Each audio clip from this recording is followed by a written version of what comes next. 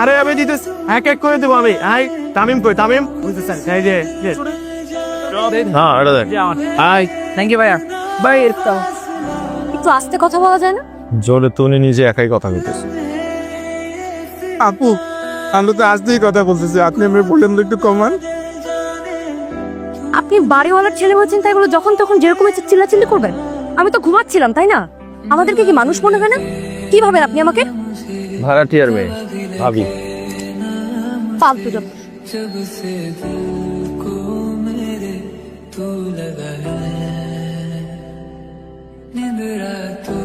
Excuse me, এটা কি ধরনের অভদ্রতা? এখানে অভদ্রতার কি দেখলেন? আমার বই আমি ফেরত নিচ্ছি। তাই বলে পড়ন্ত অবস্থায় আমার কাছ থেকে বই কিনে নেবেন? পরন্ত আপনার বাংলা ভোকাবুলারি তো দুর্দান্ত। শুনুন এসব এই বইটই না পড়ে এক কাজ করুন, আমাদের দেয়াল পত্রিকার জন্য একটা লেখা লিখে ফেলুন। আজকে সন্ধ্যার মধ্যে জমা দেওয়ার শেষ সময়। বাহ, সবার লেখা তো চলে আসছে, তাহলে চল কাজ শুরু করি। ভাইয়া আমার লেখা কি ছাপানো হবে? অবশ্যই হবে, কিন্তু কোনো কপি লেখা ছাপানো হবে না ভাইয়া। এই হৃদয়, জি ভাই। তোর বোনের লেখা কই? সে বলেছে যে লেখা দিবেন। দিবে না? না। দিল না। আই কাজ শুরু কর। ফিউনারেল তোকে করবো, অন্ত্যেষ্টি ক্রিয়া তোকে করবো। কোলা পায় না। আপনার সমস্যাটা কি বলেন তো? আপনি বাচ্চা কাচ্চাদেরকে ব্রুটালিটি শেখাচ্ছেন কেন? আমি তো ওদেরকে ভ্রাতৃত্ব শেখাচ্ছি। গতকাল রাতেই ওদেরকে নিয়ে আমি তারাবির নামাজ পড়লাম। মোটেও না, আপনি বাচ্চাদেরকে প্রাণী মারা শেখাচ্ছেন। আমার যে ভাই জীবনে কোনোদিন একটা মশা মারে নাই, না পাল্লায় পড়ে এখন ইঁদুর মারা শিখছে। মারিনি তো, শুধু ফাঁদে ফেলছি। ইঁদুর মরেনি, ওরা বেঁচে আছে। এই দেখুন এখনো বেঁচে আছে। আর প্রাণী নির্যাতন করার অপরাধে আমি কিন্তু আপনার নামে মামলা করতে পারি। পারবেন না? কেন পারবো না? আপনি হয়তো ভুলে যাচ্ছেন, আমার বাবা একজন অ্যাডভোকেট। আইন আমার ভালোই জানা আছে। ইঁদুর নিধন কোনো অপরাধ না। মানে হলো প্রতি বছর 29 কোটি টাকার ফসল নষ্ট করে এই বজ্জাত ইঁদুর, এবং সরকারিভাবে ইঁদুর নিধন কর্মসূচি পালন করা হয় প্রত্যেক বছর। গত বছরও 1,20,00,000 ইঁদুর মারা হয়েছে, এবং সরকারিভাবে সেরা ইঁদুর নিধনকারীকে পুরস্কৃতও করা হয়েছে। আপনি এই সমস্ত ফিগার মাথায় নিয়ে ঘুরেন? এটা তো আর মেয়েদের ফিগার না যে মাথায় নিলে সমস্যা হবে। শুনতে পাচ্ছি না।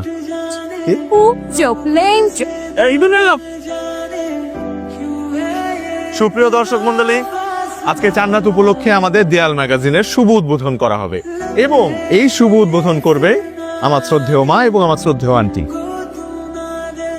এই যে এই যে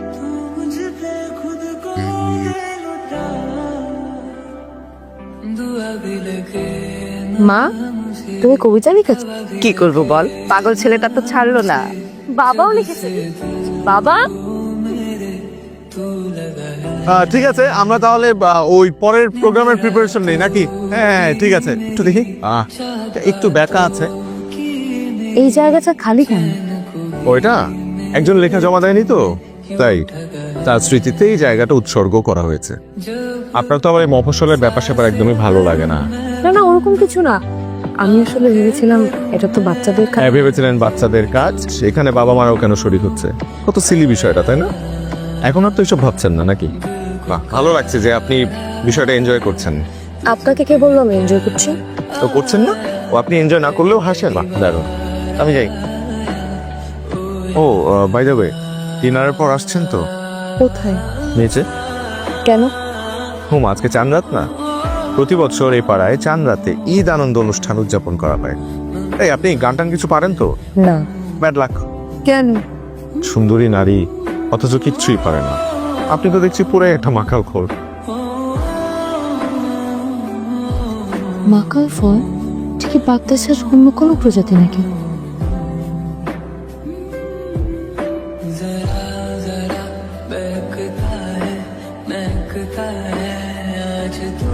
খা বাবা, আমি খাই।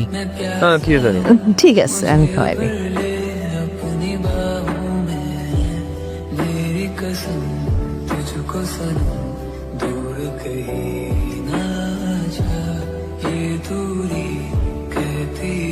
ইরে কত টাকা হলো? আপু তো সালামি 10% আমাকে দে। কেন? এটা নাকি পাড়ার নিয়ম, যে যত সালামি হবে তার থেকে 10% সালামি ফাইন বাকি দিত। এই তো আবার কোন ধরনের চাঁদাবাজি? এটা পাড়ার নিয়ম, সবাই দেয়, তোরও দিতে হবে। আমি দিব না, ভাগ এখান থেকে। আপনি বাচ্চাদেরকে চাঁদাবাজি শেখাচ্ছেন কেন শুনুন? সব কিছুতে এত নেগেটিভিটি খোঁজেন কেন? চাঁদাবাজির মধ্যে তো আমি কোনো পজিটিভ কিছু খুঁজে পাচ্ছি না। চাঁদাবাজি এটা এই পাড়ার ঐতিহ্য, যেটা আমি অনেক বছর ধরে করে আসছি।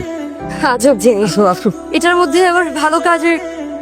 ভাই এই যে সবাই নিয়ে চলে আসছি। খুব ভালো করছিস, এখানে লাইন ধরে ওরে দাঁড় করায় দে, খাবারগুলো দিয়ে দে। লাইনে দাঁড়াও, এক এক করে আসো। এই নাও, এটা তোমার ঈদের সালামি, ঠিক আছে? তাই খাবার দিয়ে দে। হ্যাঁ, খাবার দিয়ে দে। এই যে নতুন নোট, তোমার ঈদের সালামি, এইটা তোমার। হাসি দাও, হাসি।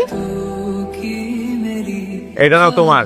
আল্লাহ হাফেজ, আল্লাহ হাফেজ। যাও যাও যাও, সবাই যাও, বাসায় যাও। এই এটা নে।